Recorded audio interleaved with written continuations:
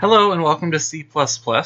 My name is Mitchell, and I will be guiding you through the series of beginner videos for C++, and I hope that you take away a lot from this course. My goal is to get you to a point to where you can start the intermediate series. And with that being said, the best way to learn C++ is just to dive right in, and that's exactly what we're going to do. So, along with the supplementary material, you received, or should have received, the option to download a syllabus, which looks a little bit more like an outline than it does a syllabus, and it's done on purpose. That way you know what we're going to be covering in each video, and it gives you an opportunity to do self-guided research or investigate on your own before and after, or either or, so you have a better grasp of what's going on. If you choose not to do that, that's fine. These topics will be covered in depth to a point as to where you will understand them to the appropriate level in these videos. So we are on section 1 in part 1, and the first thing that I want to cover with you would be a preprocessor directive. Now the best way to explain a preprocessor directive, that'd be this guy up here on line 1 that I just highlighted, is they are directions given to the preprocessor that runs through the program before compilation and basically tells it special instructions.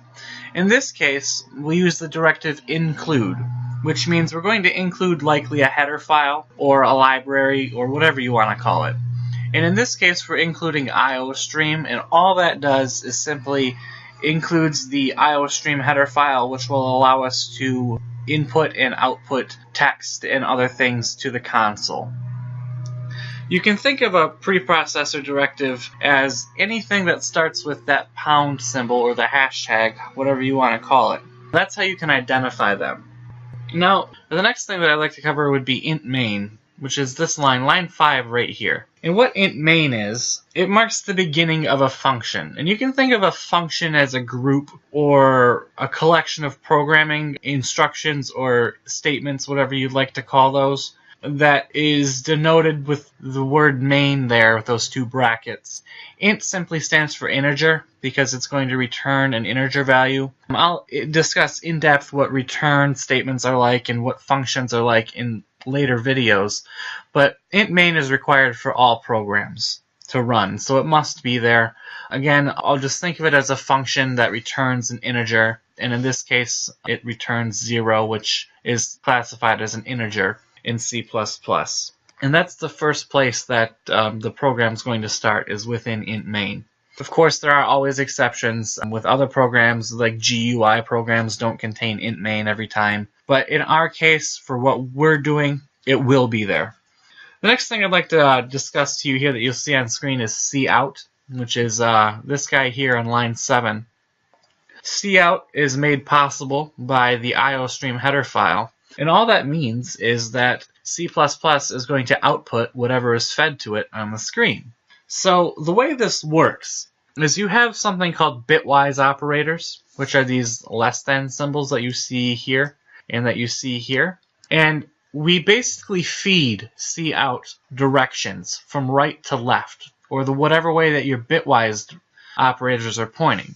So the first thing cout is gonna output on the screen is that first little thing in parentheses that says hello world. And hello world is the first typical program that any programmer is taught in any language. So I'm going to follow convention, and that is what we're learning. So we're going to output hello world onto the screen, and then after that it receives another instruction that is said that it's called ENDL, and all that means is end line. So it's going to take the little underscore of the carriage feed, which is that little blinking underscore on the console, and it's going to send it to a new line as if you pressed enter. Now, it seems like a lot's going on here, and it is, but let's run this and I will show you what the output will be, and then we will cover our last concept for section 1. So we're going to click build and run,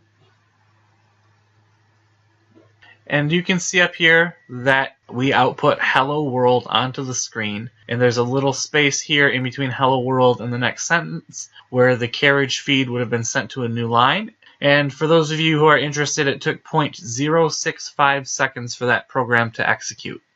Now we'll just press any key to continue or press enter, and we can terminate that process. Now there's one more thing here that I didn't cover yet that I'd like to go over. On line 3, it's called using namespace std.